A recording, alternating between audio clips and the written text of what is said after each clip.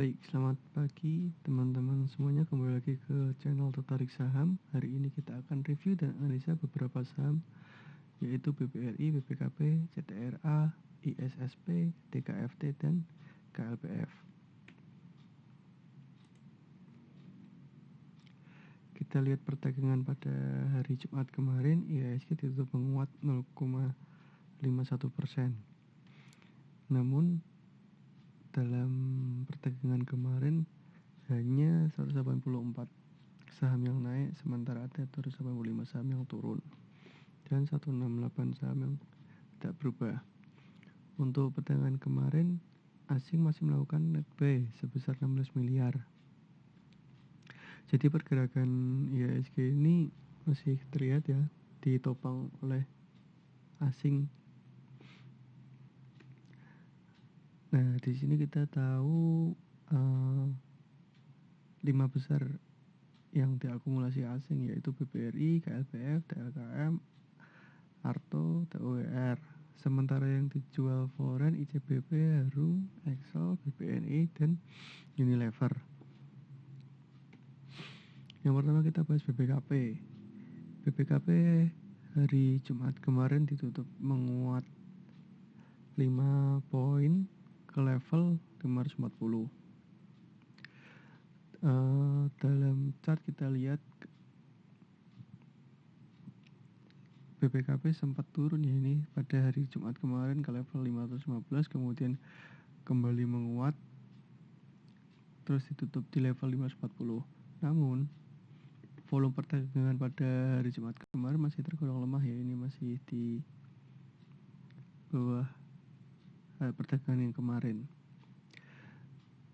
Dan bagusnya pada chart hari kemarin yaitu candle pada hari Jumat berhasil mantul di MA20 nya. Kemungkinan pada hari nanti atau minggu ini apabila masih bisa bertahan di atas MA20, BBKP arahnya masih ke atas ya. Lalu kita lihat dari broker summary, kita lihat BBKP masih diakumulasi dan asing pun masih mengakumulasi ini dalam 2 hari belakang. Jadi BBKP masih patut kita pantau. Kemudian BBRI hari ini ditutup menguat 120 poin ke level 4790. Dan hari ini candlenya cukup bagus ya ini, karena harga open sama low sama dan high sama close sama, full bullish Moburozu. Ini merupakan candle yang bagus untuk indikator kita buat perdagangan selanjutnya, karena kemungkinan besar pada hari berikutnya ada potensi buat naik ke atas.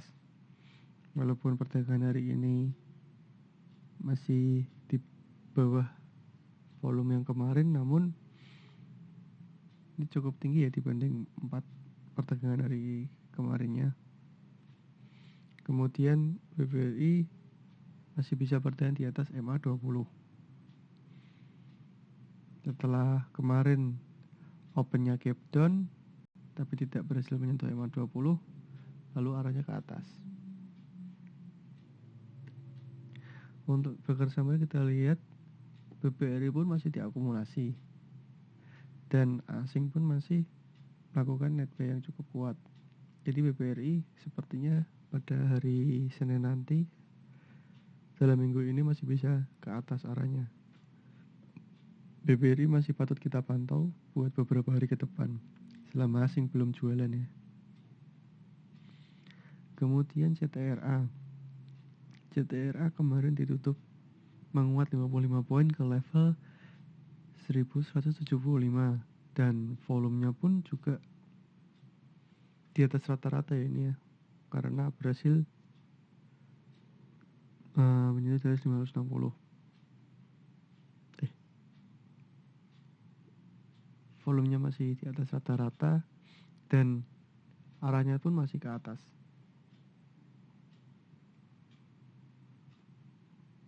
Ini seperti yang kita bahas pada video yang kemarin bahwa CTRA waktu perdagangan kemarin kita analisa CTRA masih bisa ke atas, dan hari Jumat pun candlenya berhasil menguat cukup kuat nih 4,91% disertai volume yang cukup tebal. Maka untuk hari ini masih cenderung ke atas selama di atas MA5 nya ya ini ya. Untuk minggu ini selama di atas MA5 nya CTRA masih bisa ke atas. Lalu kita lihat dari broker summary, meskipun asing melakukan net sell, tetapi di sini masih ada akumulasi yang cukup besar ya.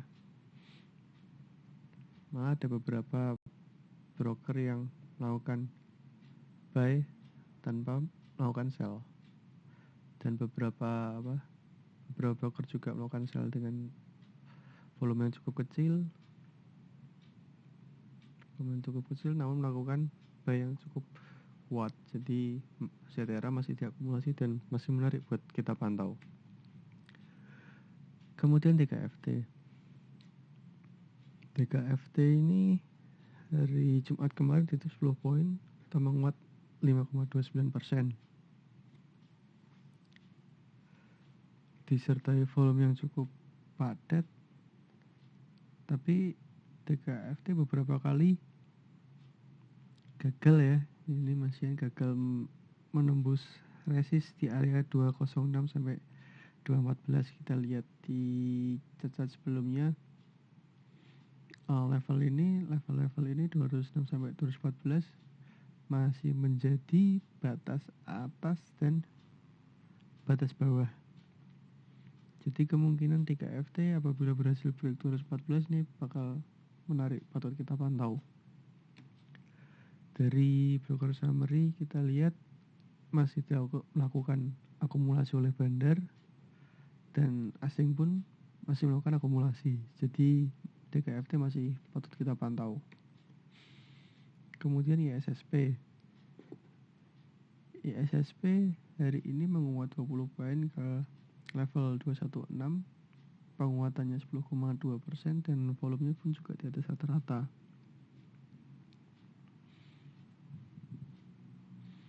Dan hari ini berhasil kembali break Fibo-nya yang di Fibo 0,382 di level 211.